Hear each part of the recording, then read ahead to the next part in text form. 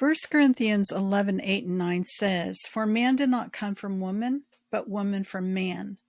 Neither was man created for woman, but woman was created for man."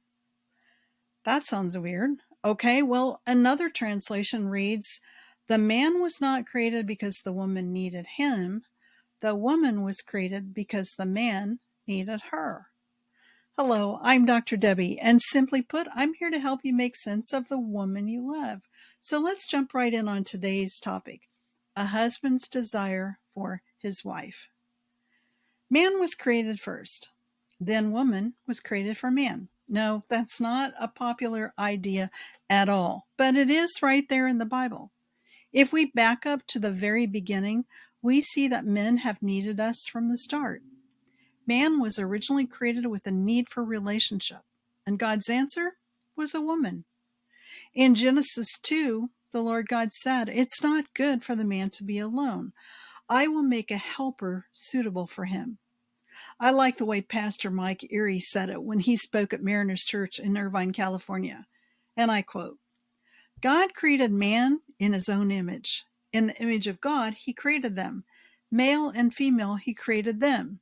And instead of it being good, it's very good."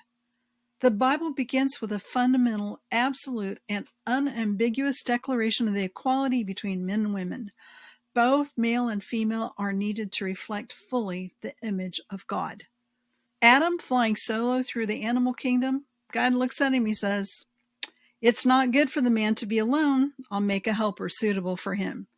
Now, in English, that sounds like, "Adam, you're very important, so you need an executive assistant, or you need someone to kind of clean up your mess."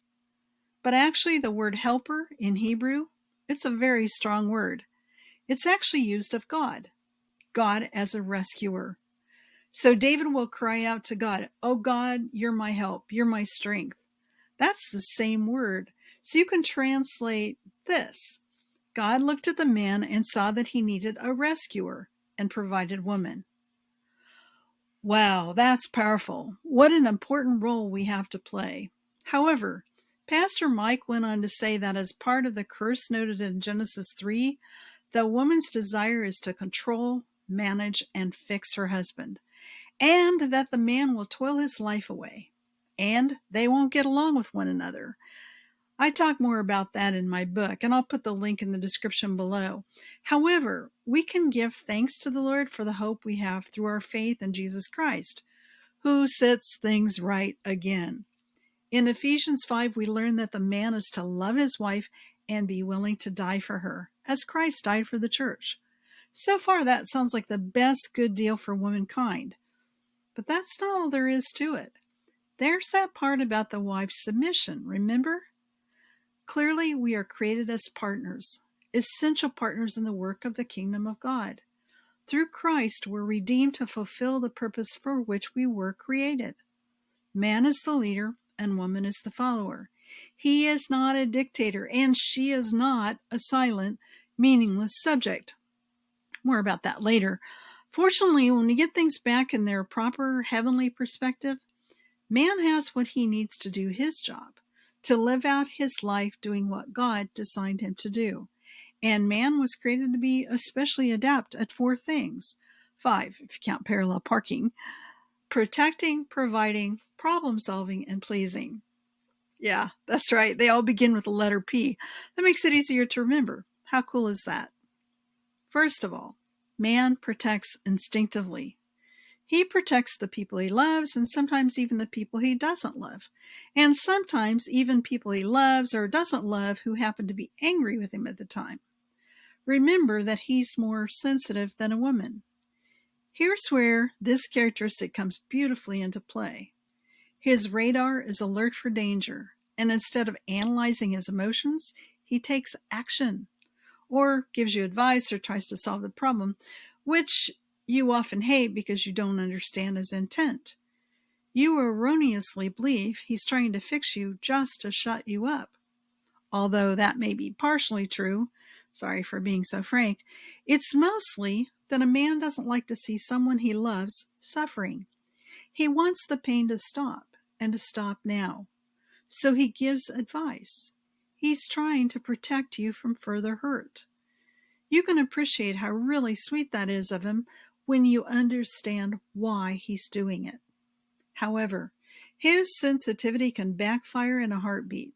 If he feels like he's being attacked, blamed, or criticized, he'll go on the defensive to protect himself rather than you.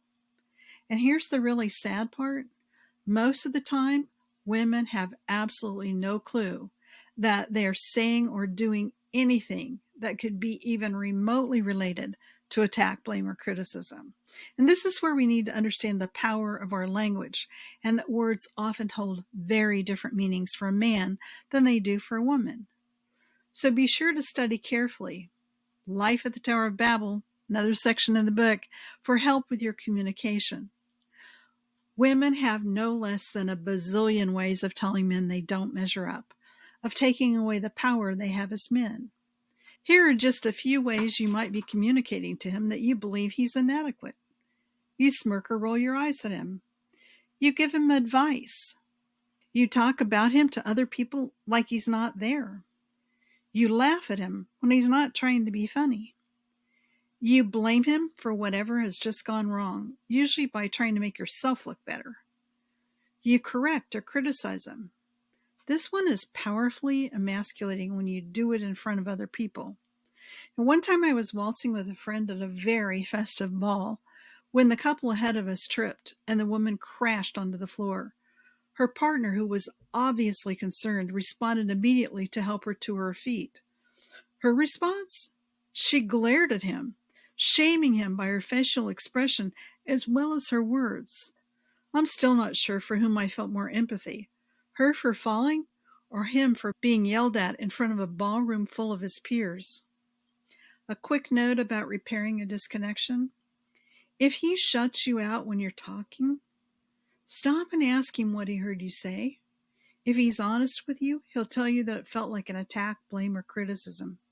And if he tells you that, please believe him. It doesn't mean that's what you were trying to do. It just means that what you said got lost in translation, and you can try again. But use different words. I'll be back again in a few days with another lesson. Subscribe and click the notification bell so you don't miss it.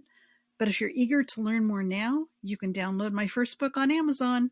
It's also available in softcover. I'll see you again real soon.